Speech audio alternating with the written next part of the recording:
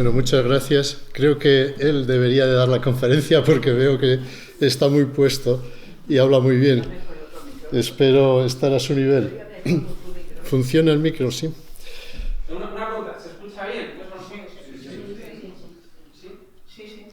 Bien, todos conocéis la figura de Félix y yo también creía conocerla hasta que me encargaron hacer este libro y descubrí que este hombre que nos habló tanto de los animales, del lobo, ¿no?, que casi llega a ser su etiqueta, todo el mundo, el hombre de los lobos, etcétera, tenía un mensaje mucho más profundo y de mayor valor del que yo siempre consideré, y hasta me avergoncé de no haber hecho antes esa prospección en esta persona. En España somos muy dados a no valorar lo que tenemos y, bueno, tenemos grandes hombres que se mueren y se olvidan, ¿no? O se quedan ahí, como digo, con una etiqueta de lo que fueran. Un gran futbolista, fue un gran ciclista, y en este caso fue un naturalista. Y yo vengo a hablaros de un cuento, que él así lo llamó, que grabó en Radio Nacional de España en enero-febrero de 1976, si mal no recuerdo, y que ha pasado muy desapercibido.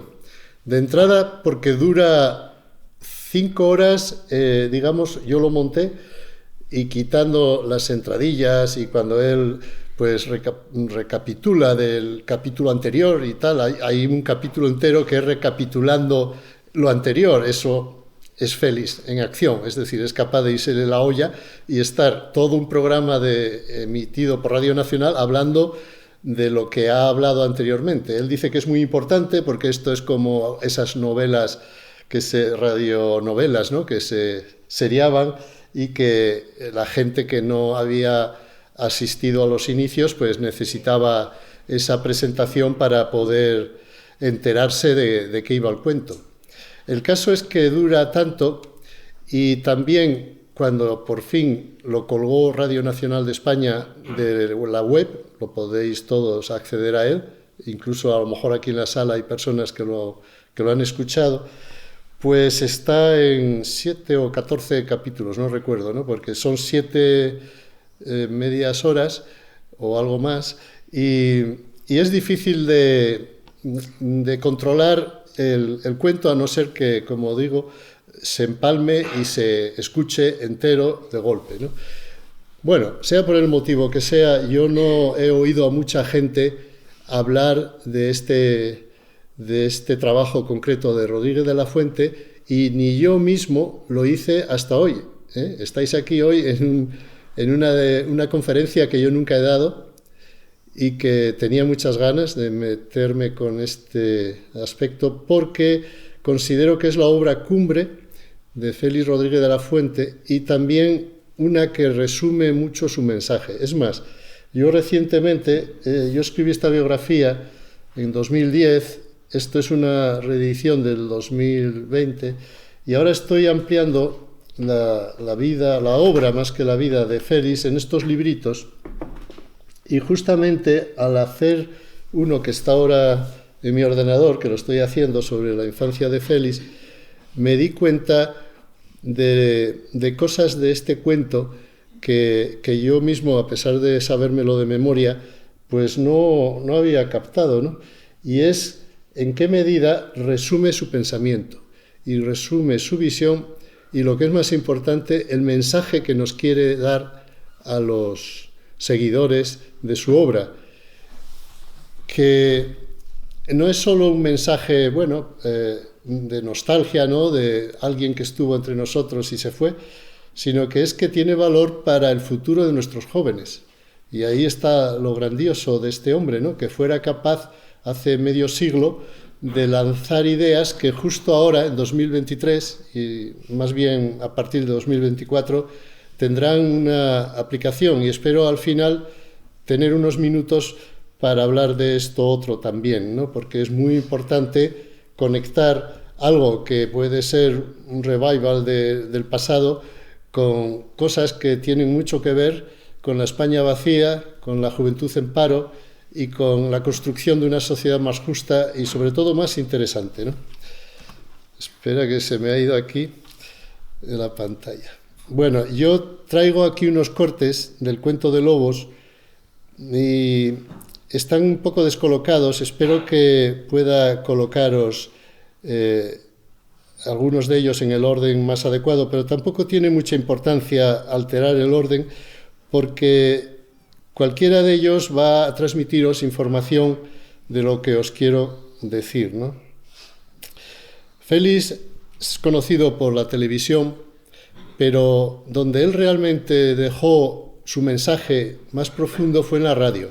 Claro, la radio se emitió en su día y hasta hoy, nunca más se repuso. Es más, de aquella cuando él lo lanzó no había dispositivos para grabar. El caso es que hasta 2013-2014 no estuvo disponible estos documentos. Yo sí los tenía, pero me hicieron firmar 1000 papeles de que nunca saldrían de mí, y luego inesperadamente Radio Televisión Española los ha colgado de internet. Como os digo, son tantos, que estamos hablando de 250 capítulos, y tan poco ordenados, es más, no se han molestado en Radio Televisión Española en titularlos y ordenarlos de tal manera que se entienda qué vas a oír. Y yo creo que no son muy conocidos, pero ahí es donde está el mensaje de este hombre, y es algo que merece la pena analizar. Y en el caso del cuento de Lobos, pues fue una ruptura muy grande de la línea y de la técnica que él tenía de comunicar. Él, cuando entra en radio, empieza a hablar básicamente de su juventud, ¿no?, de su infancia, de cómo él fue descubriendo la naturaleza, también de los lugares que visitó, de sus viajes, de fauna, empieza a hablar de especies varias, pero en absoluto hace un cuento, ¿no? Es más, ya con ese título, pues mucha gente desconecta, ¿no? Vas a contarme a mí un cuento. Y sin embargo, como os digo, es probablemente, o casi seguro, lo más completo y lo más profundo que él emitió. Y lo hizo, yo creo, porque se dio cuenta que con el otro discurso y con la otra técnica, más bien de ensayo, ¿no?, de documentales, de divulgación científica de mucho nivel, el público captaba lo que captaba, ¿no? Se quedaba con lo anecdótico, con el animalito, las cosas, pero no esa visión profunda que él tenía del hombre. Y de hecho él tituló la serie de televisión El hombre y la tierra porque a él lo que le interesaba éramos nosotros, éramos las personas. Bien es verdad que no los que estamos aquí sentados ni los que viven en todo el planeta Tierra. Él cuando hablaba del hombre antes de la domesticación y del hombre que vendrá después de la domesticación, que está muy cerca, por cierto. Y en este periodo que se llama el Neolítico, en el que vivimos con animales domésticos y domesticados nosotros, pues él detectó todas las deficiencias, todos los problemas, todos los males que nos aquejan, ¿no? Y buscaba desesperadamente cómo conseguir recuperar esa capacidad que está muy discutida si la tuvimos o no. En concreto hubo otro pensador, un filósofo francés, ¿no?, que hablaba del buen salvaje y todo el mundo le ridiculizó a Rousseau, a Jean-Jacques Rousseau, ¿no? Y yo cuando empiezo a debatir este aspecto, a la gente le digo, para, a mí me importa un bledo si hace 10.000 años éramos buena gente o no. Lo que me importa es si tú quieres serlo, ¿eh? ¿Qué tenemos por delante? Si queremos rebobinar todas las deficiencias que tiene la sociedad actual o no queremos. Pero Félix consideraba que quien pintó Altamira era una persona con unas capacidades. Y quien dice Altamira dice el resto de arte rupestre. Hay cerca de 400 cuevas en toda Europa, pero básicamente en España y Francia, con arte rupestre. Y él decía que quien pintó esas cosas era una persona que había evolucionado a lo largo de miles y miles de años hasta alcanzar unas capacidades mentales y de otras características muy, muy elevadas. Eso él lo sacaba por reflexión, no tenía datos. Ahora la ciencia está comprobando que efectivamente, tanto detrás del arte rupestre como de los pueblos primitivos que quedan, ¿no?, los bosquimanos, los pigmeos y otros, hay misterios sin desvelar. Se les ha hecho el ADN a los bosquimanos y a los pigmeos, y estos pueblos que todavía son recolectores, cazadores, en ese orden, porque en ciencia se les dice al revés, y sin embargo su dieta en un 75% es colectada por las mujeres y los niños, los varones solo aportan un 30%, y de ahí la paridad de género e incluso en algunas tribus el matriarcado, ¿no? Y eso ya es un cambio muy grande en el modelo actual, ¿no?, en el que la mujer, afortunadamente, en los últimos años o décadas, está ocupando su puesto, pero hasta ahora no era el caso. Y lo mismo en la educación de los niños y en tantas otras cosas que Félix intuía, ya teníamos hace 10.000 años. Perdimos el día que a alguien se le ocurrió domesticar una oveja, una cabra, una vaca, un caballo, y que eso a partir de ahí nos obligó primero a sedentarizarnos, dejamos de ser nómadas. Eso tiene una trascendencia brutal, porque de entrada es lo que ha generado muchísimas enfermedades, ¿no? Todos los virus y todos estos problemas vienen de convivir con los animales, de vivir en densidades muy grandes, y en aquella época el hombre, al ser nómada, estaba obligado por la naturaleza a tener los hijos justos, y los estadísticos calculan que hasta hace 10.000 años el planeta Tierra tendría entre 5 y 10 millones de personas humanas, y España tendría entre 50.000 y 100.000 habitantes. Es decir, que estas cifras que manejamos ahora son fruto de una alteración de las leyes de la naturaleza, y que nos ha permitido la tecnología, que no deja de serlo, de domesticar a los animales y a las plantas, consiguiendo más alimento a base de explotar más la tierra, pero eso genera también más necesidad de mano de obra para producirlo. Es como una espiral que se va, como la pescadilla que se come la rosca, ¿no? Y entonces hace que la única fórmula que tiene el neolítico es huir hacia adelante, es decir, crecer. Y por ejemplo, ahora que China, por primera vez en milenios, ha decrecido, le pasa como Asturias, ¿no?, con una población negativa, todo el mundo está preocupadísimo. Yo creo que si Mao Zedong resucitara, diría, pues mira, algo bueno hice en este mundo, porque él fue el primero que se dio cuenta del problema y implantó el que en China no se tuviera más de un hijo. En el resto del mundo eso se está consiguiendo no por una imposición del Estado, que eso yo lo veo negativo, que a nadie se le impongan las cosas, sino simplemente porque las mujeres a medida que se han empoderado y que se han adquirido nivel cultural y sobre todo económico, pues ya lo normal es que tengan 2 hijos, y ya 3 son muchos, porque teniendo 3 aumentamos población, teniendo 2 la mantenemos estable, y teniendo 1 en un par de generaciones se reduciría la población a medida que nos vamos muriendo los mayores, ¿no? El caso es que estos temas Félix los tenía muy claros, y en este cuento de lobos los expresa a través de la vida de una loba, que él llama Sibila, aunque inicialmente se llamaba la Coja, porque esta loba nace en un cubil donde reina la paz. Hablamos del año 28 por ahí, porque él, yo creo que está hablando de hechos reales, y hay un ataque masivo de una gran lobada a las corralizas de su pueblo.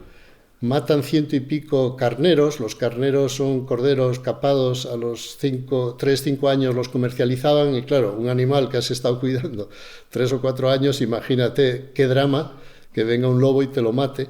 Entonces se organiza una batida, matan al padre, ella queda huérfana con sus 4 o 5 hermanos, y cuando están allí todavía en el cubil, aparece el alimañero que viene a descastar a los lobitos, y la loba se los lleva en la boca.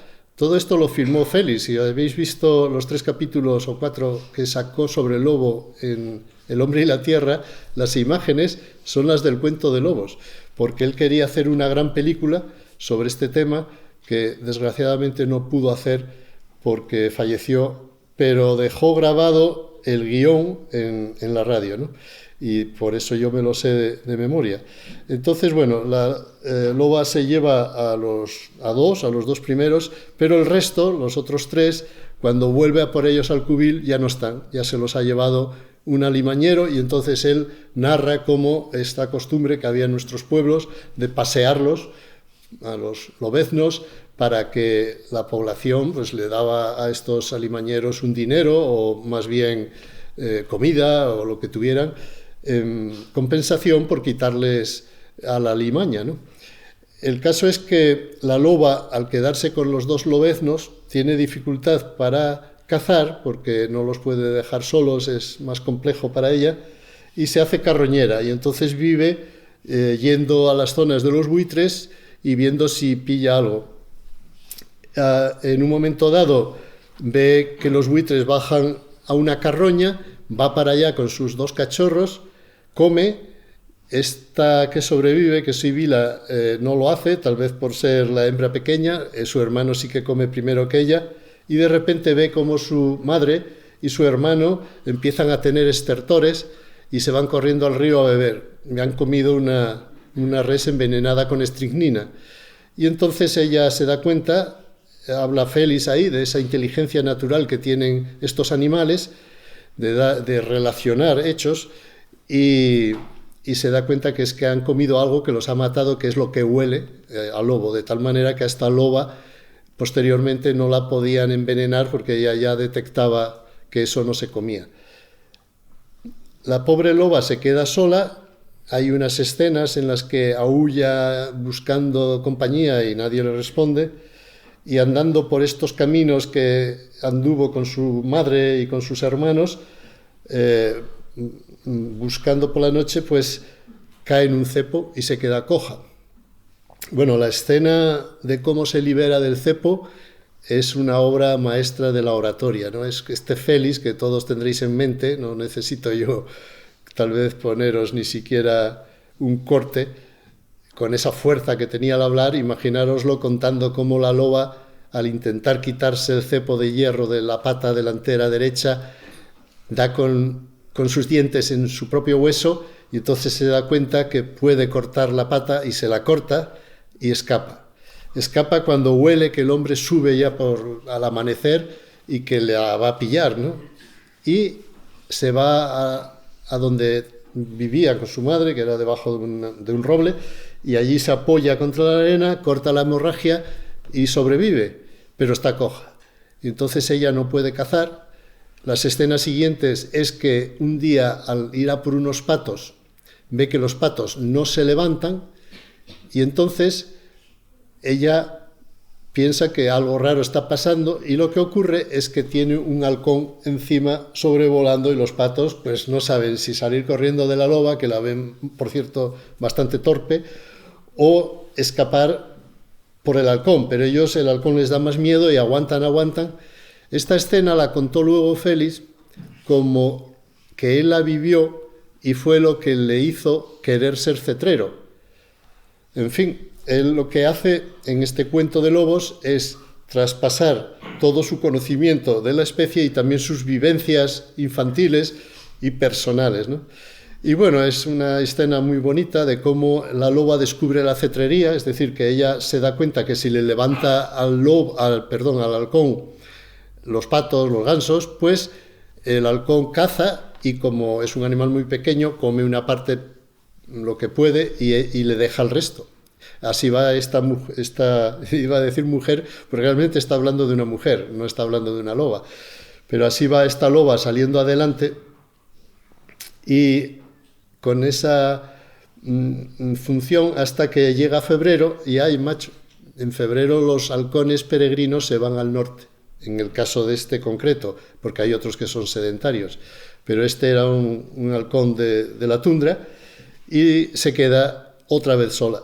Entonces está hambrienta entra en una especie de circo de estos que hay por Burgos, que forman las calizas, y se encuentra una oveja allí sola, que estaría pariendo, y la mata y empieza a comerla. Y cuando está comiéndola, ve que aparece la silueta humana, que ella sabe que es terrible para los lobos, ¿no? Porque ha matado a su padre, a su madre, a sus hermanos y a todos los lobos que quedaban en el páramo, y está ella sola.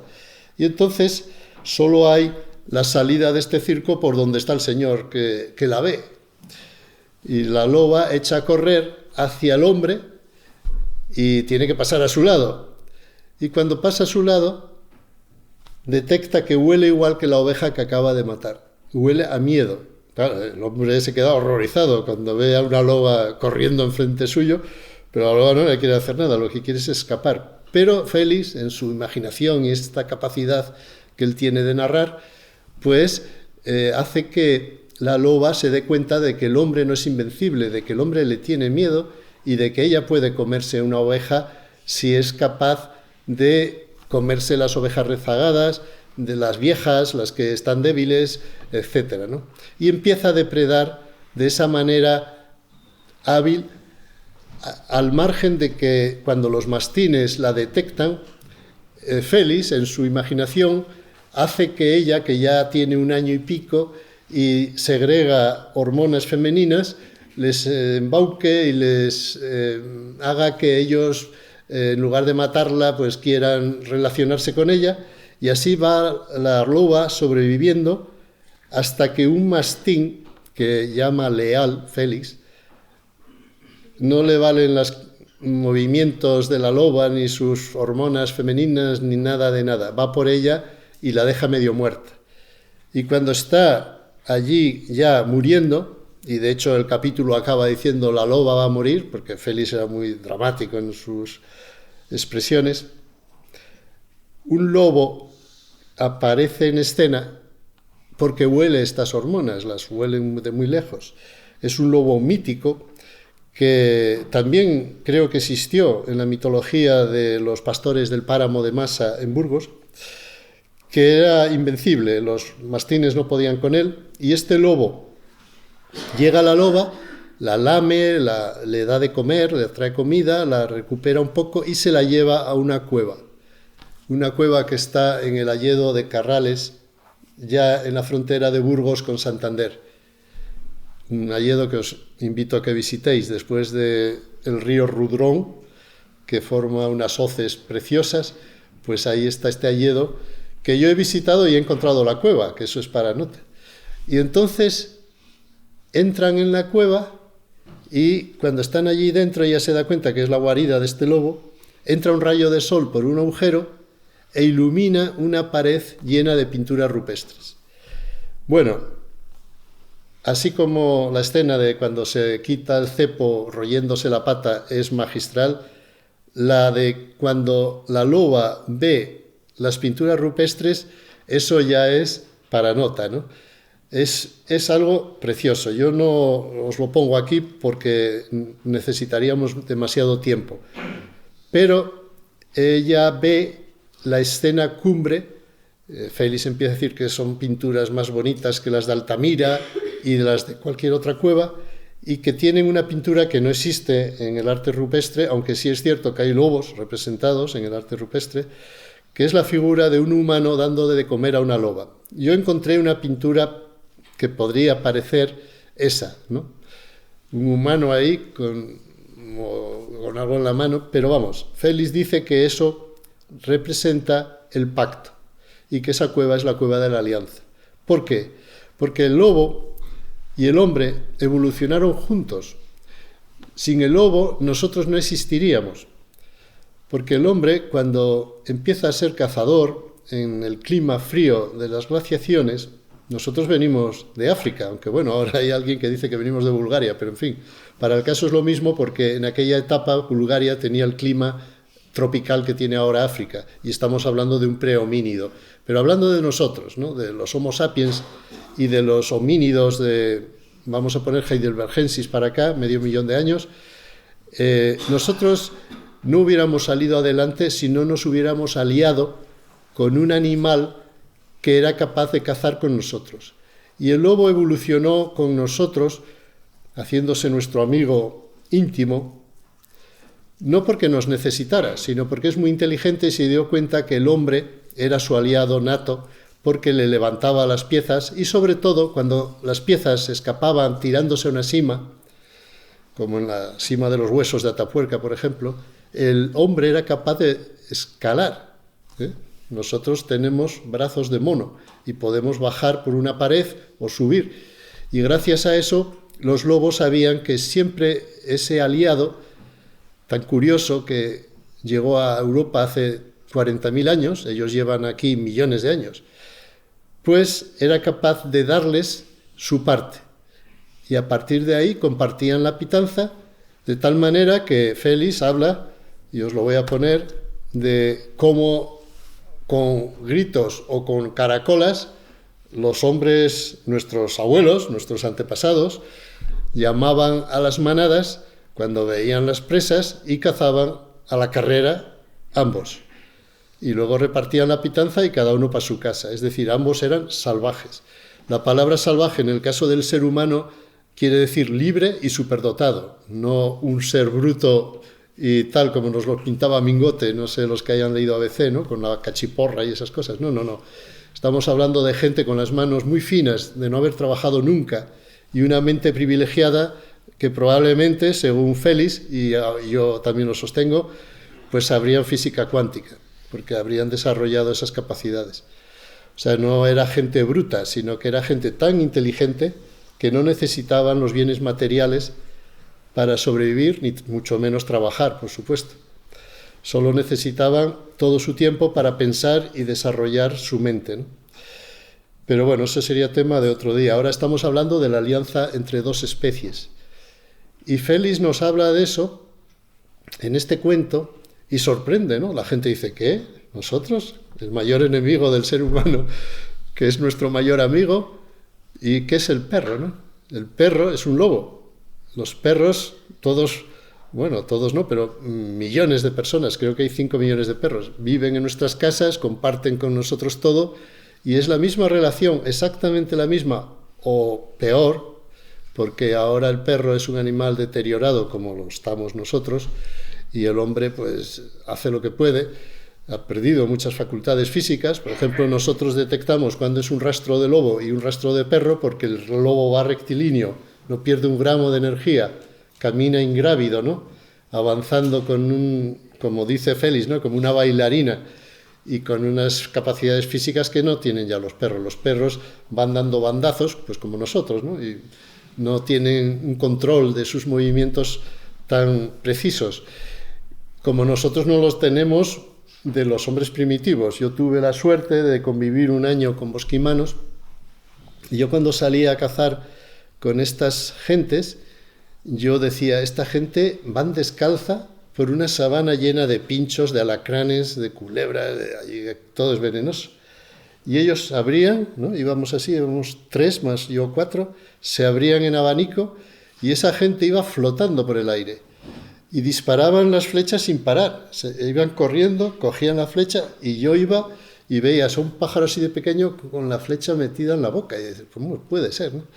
Claro, son gente que no es que tengan poderes divinos, ¿no? Simplemente la evolución te obliga a ser tan preciso, igual que un lobo. Un lobo es capaz de cazar y de detectar las presas y de hacer cosas que requieren una evolución de miles de años hasta llegar ahí. El caso es que Félix en esta cueva pues habla de esta alianza y de que la rompimos, de que el hombre rompió ese pacto y al romper ese pacto la lió. La lió porque la domesticación, el neolítico, que empieza hace 7.000 años, siempre se lee en los libros y todo el mundo lo sostiene.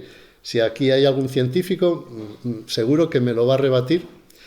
Se considera una evolución, se considera un salto cualitativo de un salvajismo a la civilización, a tener ya comida disponible en grandes cantidades y permitirnos desarrollar, pues no sé muy bien el qué, ¿no? Pero en fin, desarrollar tecnología o desarrollar básicamente armas, ¿no? Y guerras. Pero bueno, dejémoslo en que la verdad oficial es que el Neolítico fue positivo para la especie humana.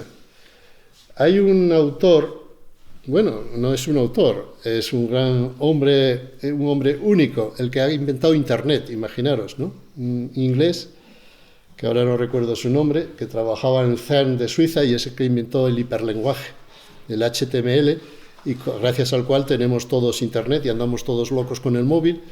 Una persona que lo hizo para comunicarse con sus compañeros de trabajo y no lo patentó, nos lo regaló, está gratuitamente a nuestra disposición. Bueno, pues este hombre que inventó el hiperlenguaje ha escrito y dado conferencias, o está vivo, diciendo que estamos en la era digital oscura, porque desde hace más o menos 20 años toda la información circula digitalmente y los dispositivos están todavía tan verdes que no son capaces de guardar esa información. Porque o bien lo borramos, que yo lo borro porque no tengo dinero para comprar discos duros o la nube, y entonces voy borrando, o bien cosas que he guardado cuando sí que tenía dinero están en streamer, en cintas streamer, en minidisc, en cosas que se han ido estropeando los aparatitos o simplemente es que no sabes ya ni cómo manejarlos, ¿no? Y entonces toda esa información que es ingente, yo edité durante 20 años la revista Quercus, imaginaros los miles de documentos que me llegaron, no son accesibles.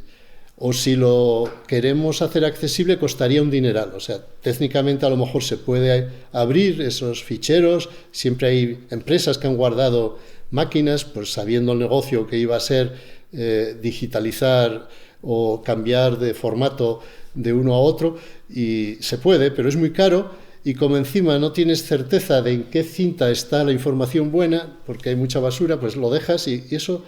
Yo cuando escribí la biografía de este hombre, su familia me pasó 130 carpetones con 10.000 papeles y fue facilísimo, ¿no? Me los leí y todavía a día de hoy podemos leernos qué es lo que hizo el faraón no sé qué, porque está grabado en las piedras de las pirámides o de los templos egipcios. Sin embargo, en los últimos 20 años mi biografía no la podrá escribir nadie, porque se ha perdido prácticamente todo, ¿eh? Y este científico ha dicho que esto es un gran problema y los estados rápido se han dado cuenta y ahora la Biblioteca Nacional está digitalizando todas las webs a marcha forzada intentando guardar esa información, pero es tan ingente y no te digo nada ya, lo que es la correspondencia personal, pues a eso no acceden, ellos acceden a la literatura gris, a lo que se publica, a los PDFs, pero estamos en una era digital y esto a mí me inspiró, que es lo que ocurrió hace 8.000 años. Hace 8.000 años toda la información se almacenaba en los cerebros de las personas y al entrar las hordas de ganaderos asiáticos que nos invadieron y que lo sabemos porque recientemente un científico catalán, creo que es, ha hecho el ADN y ha descubierto en qué fecha concreta se extinguen todos los varones del Paleolítico, todos los magdalenienses, y quedan las mujeres, que gracias a eso tenemos genes de esa época. Pero es muy curioso, ¿no? Cómo se constata, Lazueza se llama el científico, y 50 más que firman el trabajo, que desaparezcan todos los varones hace 5.000 años, no queda ni uno. Y es que estas invasiones de neolíticos que venían de Asia, de Turquía, de la zona de Israel, de por ahí, los que habían domesticado, pues acaban con los varones porque en el mundo paleolítico, todavía a día de hoy, los bosquimanos, ellos no entienden el tema de la propiedad privada. Ellos son comunistas primitivos, todo es de todos, y el que encuentra una vaca le pega un flechazo y se la come. Y claro, a un ganadero tú le das un flechazo a su animal, eres hombre muerto, sobre todo en aquellos tiempos o en África ahora mismo, ¿no? El caso es que este tema del cambio del paleolítico al neolítico es la clave que Félix nos traslada, de que eso tenemos que darle una vuelta y caminar a un ser humano que sea capaz de entenderse con los seres vivos y de captar estas capacidades que tuvo el ser humano antes de domesticarse a sí mismo y de esclavizarse, porque una de las características que diferencia a los paleolíticos de los neolíticos es que los neolíticos trabajamos, y trabajamos desde los 6-7 años, ahora ya no, pero en tiempos de mi madre así era. A mi madre, mi abuelo la pegaba si quería ir a la escuela, porque tenía que cuidar las vacas, no podía ir a la escuela con 10 años. Y yo viví esto con los Masái y otros pueblos pastores de África que todavía a día de hoy no quieren que sus hijos estudien ni hagan otra cosa que seguir la actividad que tienen en su familia, y es lógico, ¿no? Pero por otro lado, eso te da a entender de que nosotros dejamos de transmitir la información oral que los niños captaban en los campamentos paleolíticos, compartiendo con sus mayores toda la historia, toda la información, y es más, Félix sospechaba que las cuevas eran estudios de grabación para transmitir la información oral en grandes dosis de gigabytes de un cerebro a otro, y para que los niños lograran captar tantísima información, que os estoy diciendo, que no era de cómo cazar un buey o, vamos, un muro en aquel caso, no, probablemente era de qué distancia había de aquí a la Luna, ¿no? Porque eran grandes astrónomos o grandes matemáticos o gente que tenía a saber qué, pero probablemente la cultura de Grecia no fuera lo primero que lucubramos en Occidente, sino fuera lo último de algo que se perdió. Porque no es normal que 500 años antes de Cristo fuéramos tan listos y hasta hace 200 fuéramos tan tontos, ¿no? Entonces, algo pasó ahí que hemos perdido y es muy difícil ya sostener lo que yo digo y lo contrario. Es decir, nunca sabremos cómo fuimos, pero tiene su lógica que 40.000 años de evolución en Europa y 300.000 años de evolución en África dan para mucho, ¿eh?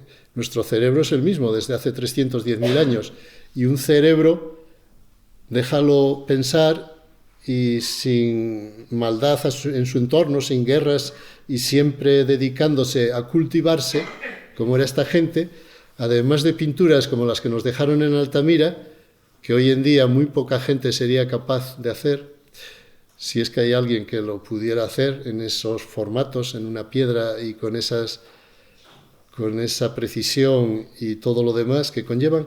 Entonces, Félix en este cuento nos dice que el final de la domesticación es el que tienen los mastines, y si hay aquí algún pastor que me lo intente confirmar, porque yo no sé si se lo inventa o no, si esta costumbre existió. Pero él, a Leal, a este pastor que casi mata a la loba y el lobo, este alfa, se lo lleva a la cueva y la cura y tal, a Leal, cuando envejece, le da por comerse una oveja y luego otra. Y a la tercera, los pastores le dicen: Leal, ven para acá. Sacan la tenaza y le cortan los colmillos y los dientes. Yo no sé si esto alguna persona lo ha oído, aquí que sois en tierra de pastores, confirmármelo. Pero bueno, si no es real, es una metáfora de que a los que nos esclavizamos, nuestros dueños, no van a tener piedad ninguna de nosotros cuando no les seamos útiles. Eso es más o menos la conclusión del cuento de lobos, ¿no? Y la escena final es que después de cortarle los dientes, aparecen el Cano, que se llama este lobo macho, que también este Leal le da una paliza que lo deja medio muerto, pero lo he omitido para no alargarme más, y la paliza que le había dado a la hembra Síbila, y esta pareja de lobos, los dos últimos lobos del páramo, llegan cuando justamente este perro está, el pobre, ahí lamiéndose sus heridas y diciendo qué le ha pasado, ¿no? Porque le han quitado la carlanca, que es casi peor que quitarle los dientes, era su distintivo de ser el que defendía al rebaño, y le han dejado sin dientes. Y está el pobre por ahí perdido y aparecen estos dos. Entonces él, al ver a los dos que ha fustigado, se da cuenta de que es hombre muerto, porque no tiene dientes para atacar ni carlanca para defenderse, y se tumba en el suelo y enseña el cuello. Y a un lobo, cuando otro lobo o incluso un perro le enseña el cuello, no lo ataca, no lo mata, le perdona la vida y lo único que hizo fue levantar la pata y marcarle y largarse. Y así acaba el cuento de Lobos, con la palabra de la estirpe de los libres siguió su camino, ¿no? Y yo titulé la ampliación de la biografía de Félix como La estirpe de los libres, y ahora todos estos libritos pues los apellido Lo Libre, porque el mensaje de Félix es un estudio, un análisis, una reflexión profunda de qué es lo libre, ¿no? Qué es un perro y qué es un lobo, qué es un magdaleniense y qué es un español de hoy, quiénes fuimos y quiénes somos, y lo que más interesa, quiénes podremos ser. Él dijo que gracias a la tecnología el ser humano podría volver a ser una mente pensante. Él hablaba de una conciencia global, planetaria, inspirado en teorías como la de el jesuita que hablaba de la nosfera, ¿no? Teilhard de Chardin, el entomólogo Rémy Chauvin, en fin, Konrad Lorenz, un montón de científicos y de pensadores que él estudió a fondo, pero luego eran observaciones propias, porque todos estos, bueno, dijeron ciertas cosas, pero no lograron hilvanar un discurso como el de Félix, ¿no? Tan futurista. Él dijo con todas las letras que en el momento en que la especie humana pudiera comunicarse de nuevo, de forma directa, ¿no? De tú a tú, de una persona a otra, instantánea y universal y gratuita, la humanidad cambiaría y volvería a ser lo que fue. Y él en la radio era un monólogo. Esa una característica paleolítica es que él nunca escribió, ¿eh? Él decía que la escritura era la perdición de la especie humana, porque era la pérdida de nuestras capacidades cerebrales para almacenar información, para procesarla y relacionarla. Y es cierto.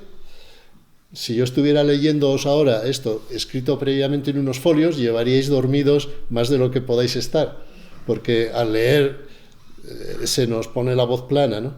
Y bueno, yo ahora que he captado esto y estoy estudiándolo, ya no puedo ver nada, ¿no? Porque sea telediario, sea incluso doblajes, que los actores suelen hacerlo muy bien, pero aún así se nota que están leyendo. Solo Félix no leía y por eso os atraía tanto. No es solo su personalidad o lo que dijera, no, es una técnica muy concreta que él dice que se empleaba en las cuevas para transmitir información y que ahora hay un equipo de científicos en Barcelona que están confirmándolo, de que las pinturas rupestres tienen una emisión de longitud de onda, cada una la suya, y que son estudios de grabación, que no son sitios santuarios para adorar a ningún dios, porque los paleolíticos eran ateos, no tenían dioses, en la medida en que todo lo sacralizaban y eran espirituales, es decir, que tal vez los dioses eran ellos, ¿no? Entonces el asunto es muy, muy profundo y muy interesante, ¿no? Yo os invito, y algún día yo colgaré el cuento de Lobos, no lo ha hecho nadie, ensamblado, a ver si no me meten en la cárcel los de Radio Nacional o la familia, porque claro, hay derechos de autor, ¿no? Pero a mí me da una pena enorme que ese material solo yo lo haya escuchado tantas veces y no haya oído a nadie que me haya dicho yo también lo escuché entero, porque capítulos sueltos sí que la gente los ha oído. Bueno, voy a poneros cómo empieza, ¿eh?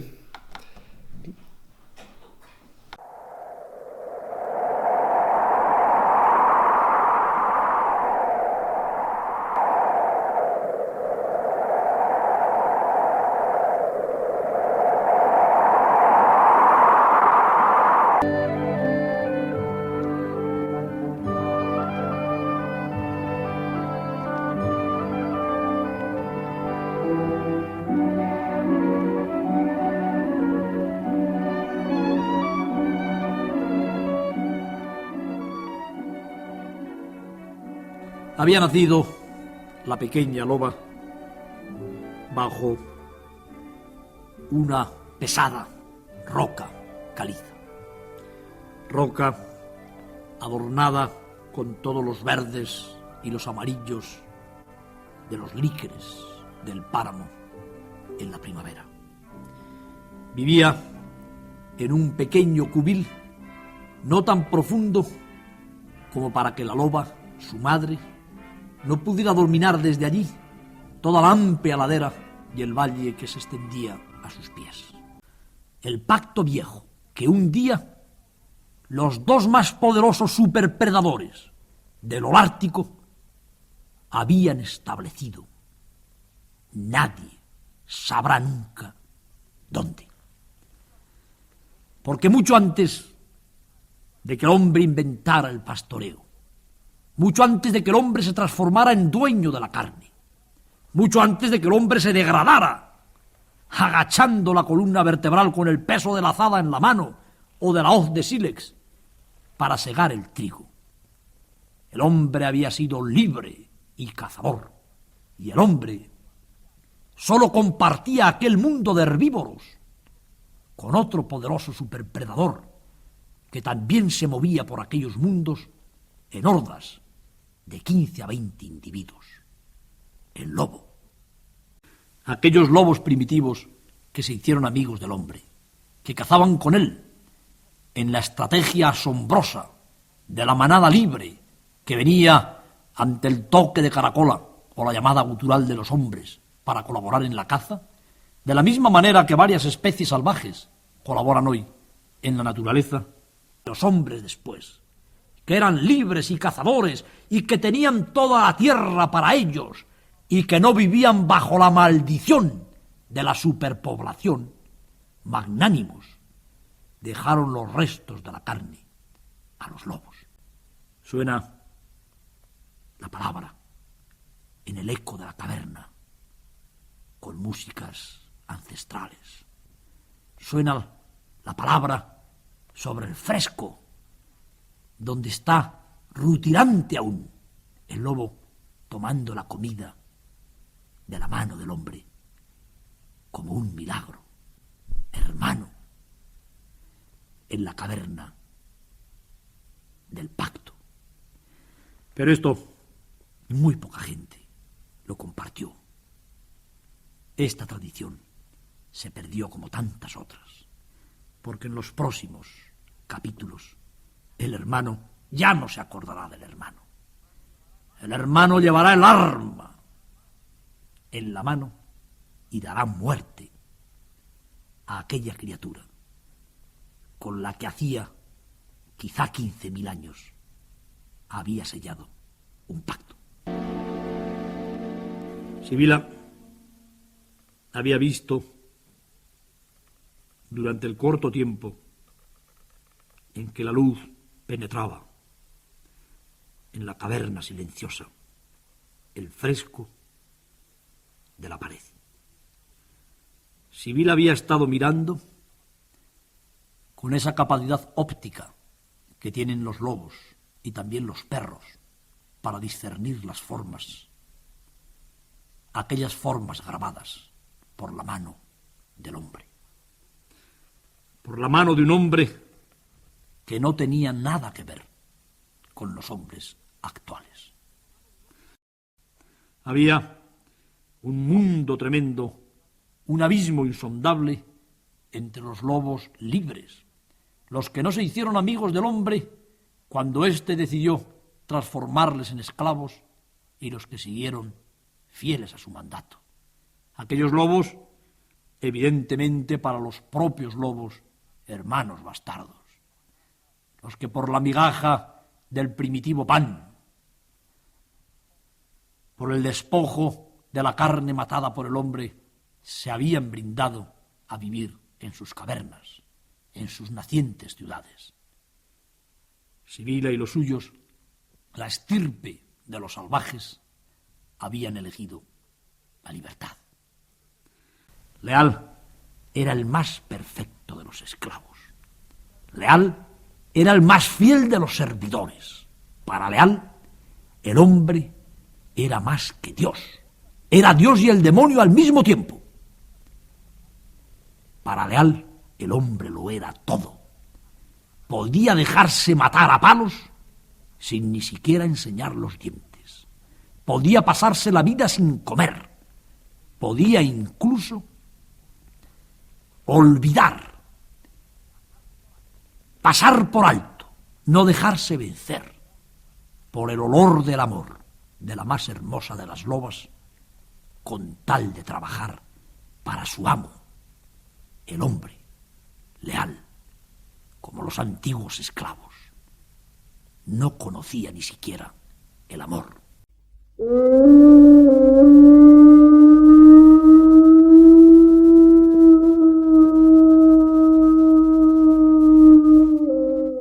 Yo me pasaría la vida entera, queridos amigos, escuchando el gran coro de los lobos.